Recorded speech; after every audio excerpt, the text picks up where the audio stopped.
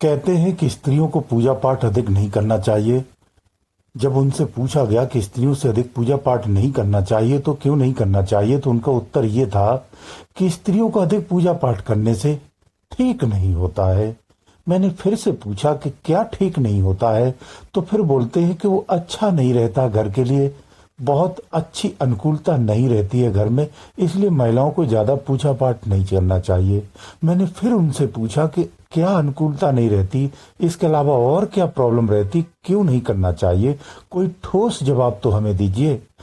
तो क्या, लेकिन कई सारे उन्होंने इधर उधर के रीजन गिना दिए। उन्होंने बोला घर में बरकत नहीं रहती, घर में बाधाएं आ जाती हैं, घर में पीड़ा बढ़ जाती है, अगर स्त्री पूजा पाठ घर में अधिक करती है तो विभिन्न बाधाएं पैदा घर में हो जाती हैं, भूत प्रेतों का भी आवागमन हो जाता है। ऐसा उनका उत्तर था।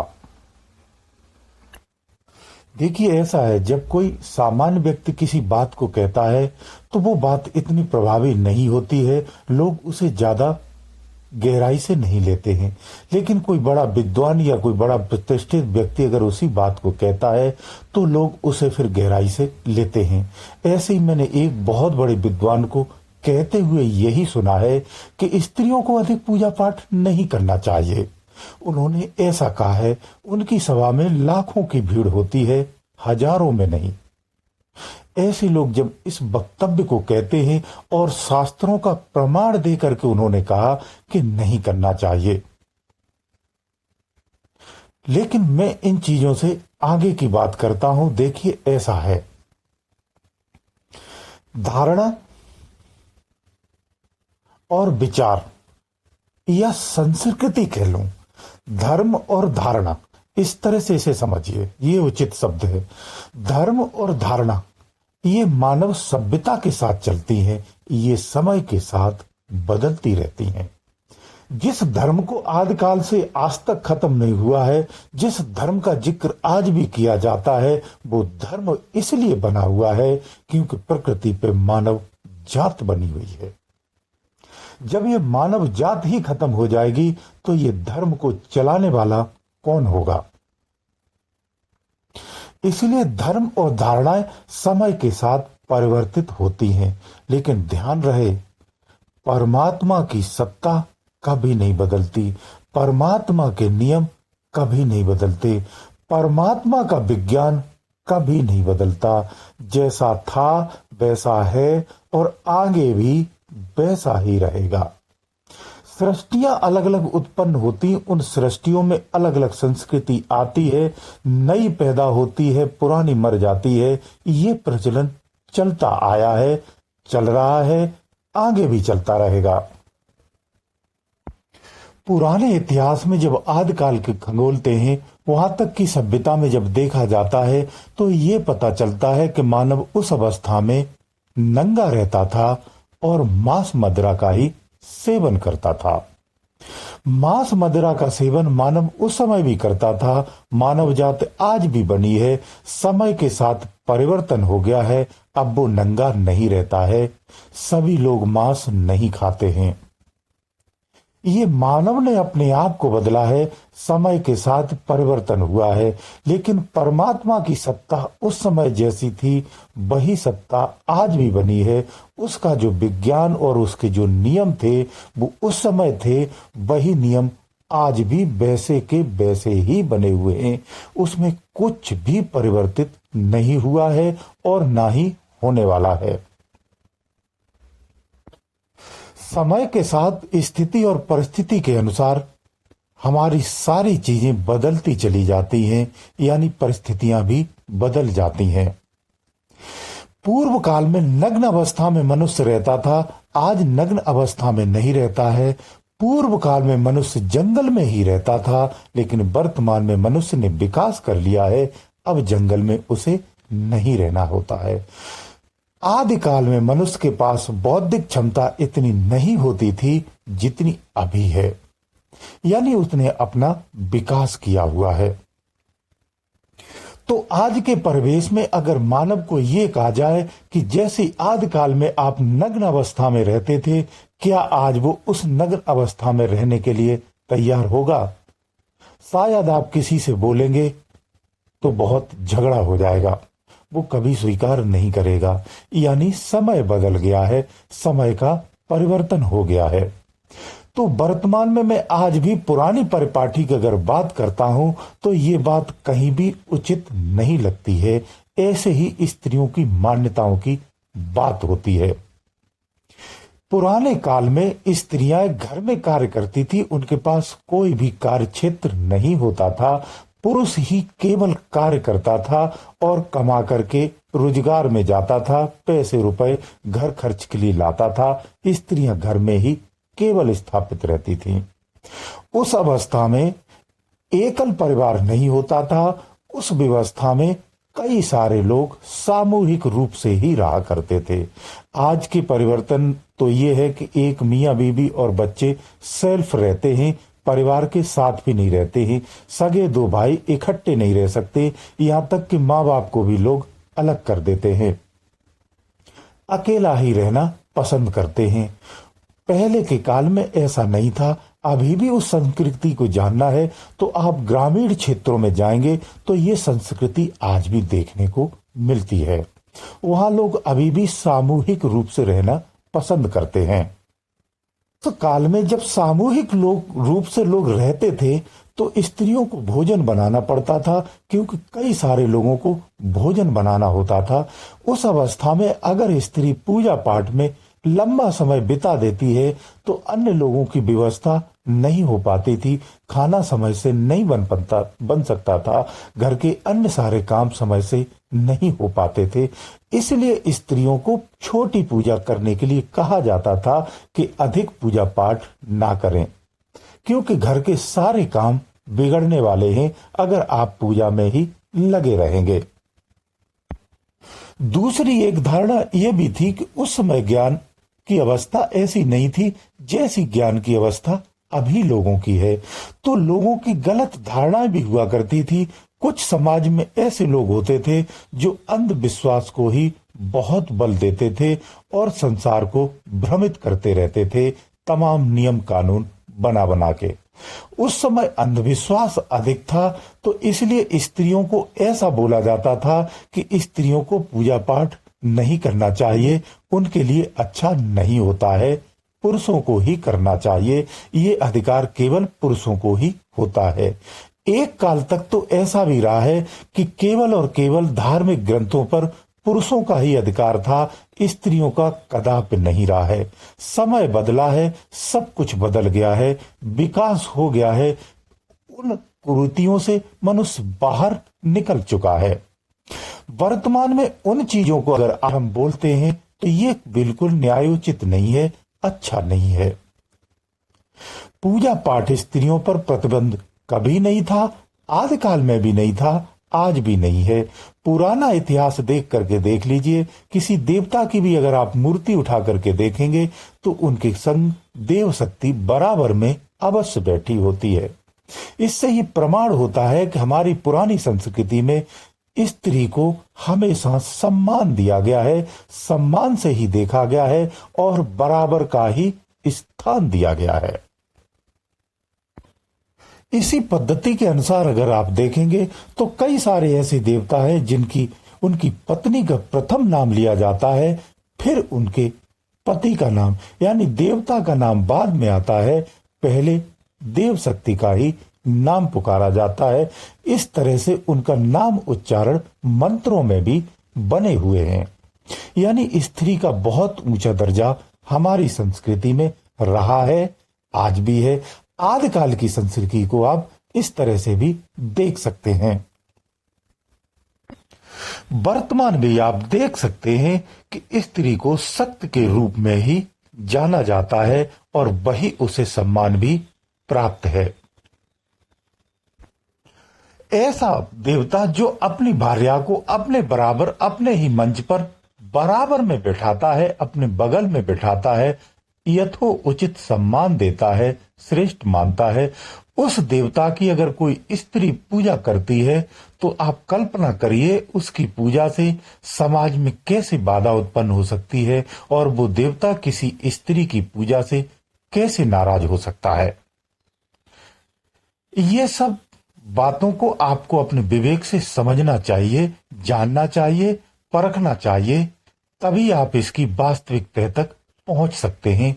किसी के कहे और सुने पे कदाप नहीं जाना चाहिए। मैं मानता हूं कि स्त्री जितना घर में पूजा करेगी उस घर के लिए उतना ही शुभ होता है, अच्छा होता है, विकासशील होता है, सुख और समृद्धि देने वाला होता है। आज भी स्त्री का सम्मान जो है वो समाज में इसी तरह से दिया जाता है। समाज में स्त्री का दर्जा ऊंचा है पुरुष की अपेक्षा। स्त्री घर का एक नींव होती है, घर में सब कुछ बैलेंस रखती है।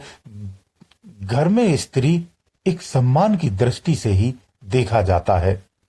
घर में स्त्री एक सम्मान का स्वरूप होती है, एक खुशी का स्वरूप होती है, एक ऊर्जा का स्वरूप होती है, एक प्रेरणा का स्रोत होती है, एक आनंद का स्रोत होती है, एक उमंग का स्रोत होती है, एक विकास का प्रतीक होती है। स्त्री ही घर का सर्वस्व होती है, मुख्य नींव होती है। पूर्ण रूप से अगर कहा जाए तो जो घर और जो गृहस्थी होती है वो स्त्री ही होती है।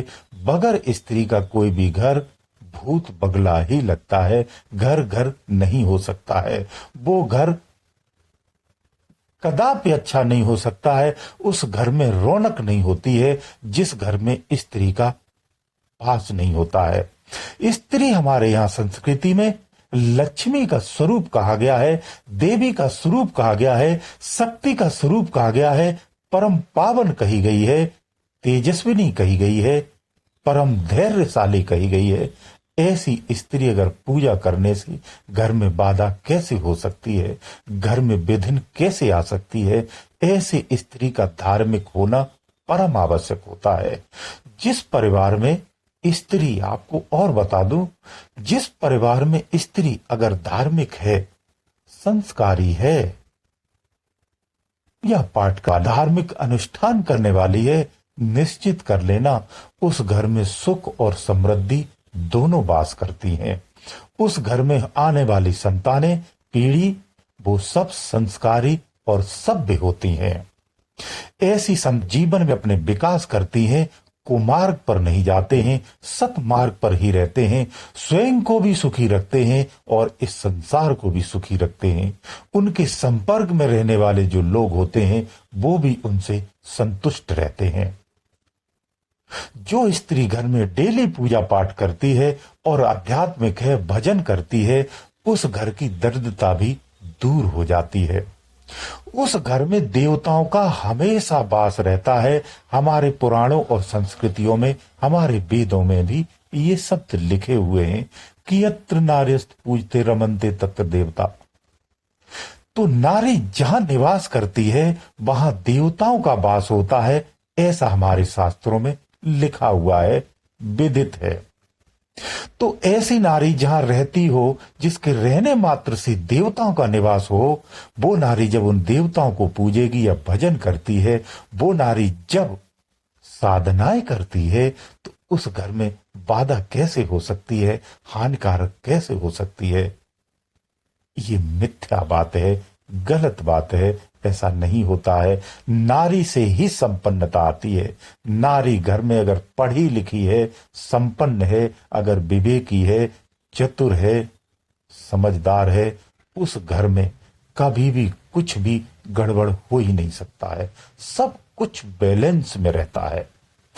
बड़ी से बड़ी आपत्ति भी आ जाए, सहज में ही टल जाती है। सुख और शांति ही उस घर में रहती है, संपन्नता ही उस घर में रहती है।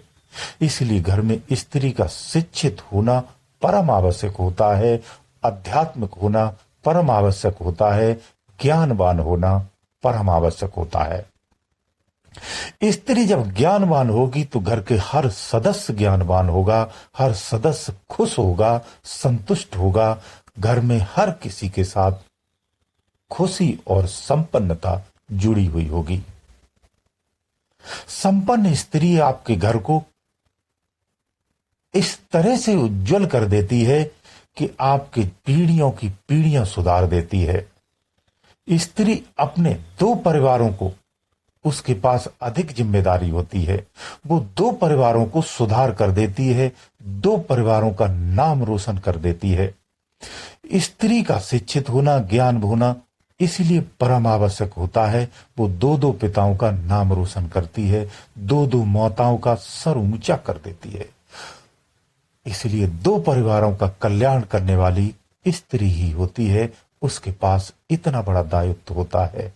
ऐसी स्त्री जब धार्मिक होती है और पूजा पाठ करती है, तो ऐसे स्त्री के पूजा पाठ करने से उस घर में कदापि भी रुकावट नहीं आ सकती है, उस घर में कोई बाधा नहीं आ सकती है, उस घर के लिए, उस संस्कृति के लिए कभी हानिकारक नहीं हो सकती है। स्त्री सम्मान होती है, स्त्री को एक गुरूर होती है। स्त्री जिस घर में रहती उस घर की कायाकल्प हो जाता है। अगर स्त्री धार्मिक है, सम्मानजनक है, स्त्री पढ़ी लिखी है, शिक्षित है, समझदार है, धैर्यवान है, तो वो उस घर का ही नहीं, उस वंश का, उस परिवार का, उस कुल का उद्धार कर देती है, उद्धार हो जाता है। ऐसी स्त्री की पूजा कितनी फलीभूत होगी, कितनी पावन होगी। इसीलिए कहता हूं, पुरुष अगर 4 महीने, वो 4 घंटे अगर जिस साधना को करता है, स्त्री अगर उसी पूजा को या साधना को 1 घंटा कर ले, उससे अधिक फल प्राप्त होता है और अधिक लाभकारी होती है। इतना फर्क होता है। स्त्रियां साधनाओं में भी बहुत उत्तम क्लास को प्राप्त कर जाती हैं। धार्मिक जब साधनाएं वो करते हैं, आध्यात्मिक जब वो साधनाएं करती हैं या धार्मिक पूजाएं करती हैं, तो स्त्रियों को सफलता तेजी से प्राप्त होती है। क्योंकि स्त्रियों के जो हृदय होते हैं, उनके हृदय में मलिनता बहुत कम होती है। ऐसी स्त्रियां बहुत अधिक हैं जिनकी संख्या, जिनके हृदय स्वच्छ होते हैं, कोमल होते हैं। स्त्रियों में क्षणिक भाव आता है और क्षणिक चला जाता है। ये कोमल हृदय रहता है। इसलिए अध्यात्म में स्त्रियों को अवश्य आना चाहिए। पुरुषों की अपेक्षा अध्यात्म में स्त्रियां अधिक सफलता प्राप्त करती हैं। इसलिए स्त्रियों को जरूर पूजा पाठ करना चाहिए और अधिक करना चाहिए, रोज करना चाहिए, नियम से करना चाहिए और हर रोज करना चाहिए। आपका एक निश्चित नियम होना चाहिए, निश्चित समय होना चाहिए, उस समय पे नित्य पूजा पाठ करना चाहिए। लेकिन मैं आपको फिर एक बात बोलता हूं, पूजा पाठ, नित्य जप तप, इससे हट करके आध्यात्मिक साधना कीजिए, निर्गुण ब्रह्म को प्राप्त करने का प्रयास करिए, बाकी सब त्याग दीजिए। आप संसार में रह करके संसार के समस्त कार्यों को करिए, मैं यही बार बार बोलता हूं, लेकिन उस निर्गुण ब्रह्म को प्राप्त करने का भी प्रयास करिए। निर्गुण ब्रह्म की उपासना जो करता है, वो संसार के नियम कर्म बंधन से मुक्त हो जाता है। इन सब चीजों में उसे नहीं फंसना होता है। ये कर्म कांडों से परे हो जाता है। आपको कोई भी धर्म और ध्यान नियम और संयम बिल्कुल पालना नहीं करता, इसके परे चले जाते हैं आप। आपकी वो स्थिति हो जाती है। निर्गुण ब्रह्म की साधना ही सर्वोत्तम साधना है। यही मार्ग सर्वोत्तम है, इसी पर ही चलना चाहिए। क्योंकि जो ब्रह्म है वो निर्गुण ही है, निराकार है। उसका कोई आकार नहीं है, उसका कोई रूप नहीं है, वो सर्वत्र है। वो इसीलिए कहीं से अवतार होकर के नहीं आता है। वो सर्वत्र था, है और सदा रहेगा। उसी ब्रह्म की खोज में हमें होना चाहिए, उसी की ही हमें तलाश होनी चाहिए। अन्यत्र चीजों में नहीं उलझना चाहिए। अगर आपके सांसारिक स्वार्थ पूर्ण हो गए हों, तो फिर आपको तंत्र और मंत्र और यंत्र और देव और शक्तियों से परे होकर के साधनाओं में लिप्त हो जाना चाहिए। आपको ध्यान करना चाहिए, ध्यान समाधिष्ठ होना चाहिए। ध्यान समाधिष्ठ होने से ही उस निर्गुण ब्रह्म को जान पाएंगे, निज को जान पाएंगे, वास्तविकता को जान पाएंगे, चेतन को जान पाएंगे, असली सत्य को जान पाएंगे। मैं क्या हूं, मेरा अस्तित्व क्या है, मेरा स्वरूप क्या है, इस जगत रूपी इस आवरण का वास्तविक अंश क्या है, ये सब अंदर से ही पता चलता है। इसलिए ध्यान साधनाएं निश्चित करना चाहिए, किसी तंत्र मंत्र को त्याग करके। आध्यात्मिक क्षेत्र में प्रवेश निश्चित करना चाहिए, सदा करना चाहिए और इसी के साथ ही जीवन जीना चाहिए। जब आध्यात्मिक क्षेत्र को अपने जीवन में आप जोड़ कर रखेंगे तो निश्चित मानिए इस संसार में जीते हुए आप कभी भी कुमार्ग पर नहीं जाएंगे। गलत आदतें आप पर कभी हावी नहीं होंगी, गलत चीजें आप पर कभी हावी नहीं होंगी, विषय और विकार प्रभावित नहीं कर सकते। इसलिए अध्यात्म क्षेत्र से जुड़े रहना चाहिए। अध्यात्म कभी रूढ़वादी विचारधारा नहीं होता है, क्योंकि अध्यात्म कभी रूढ़ हो ही नहीं सकता, बूढ़ा हो ही नहीं सकता है, पुराना होता ही नहीं है। अगर रूढ़वाद कुछ होता है तो मनुष्य की विचारधारा होती है, मनुष्य की संस्कृति होती है, मनुष्य की धारणाएं होती हैं, मनुष्य की क्रियाकलाप होते हैं। ये सब नए और पुराने हो सकते हैं, लेकिन परमात्मा कभी पुराना नहीं होता है, उसका विज्ञान कभी पुराना नहीं होता है। इसलिए अध्यात्म क्षेत्र को जो रूढ़वादी मानते हैं, दरअसल में वो महाज्ञानी है, वो उस अध्यात्म को जानते ही नहीं है।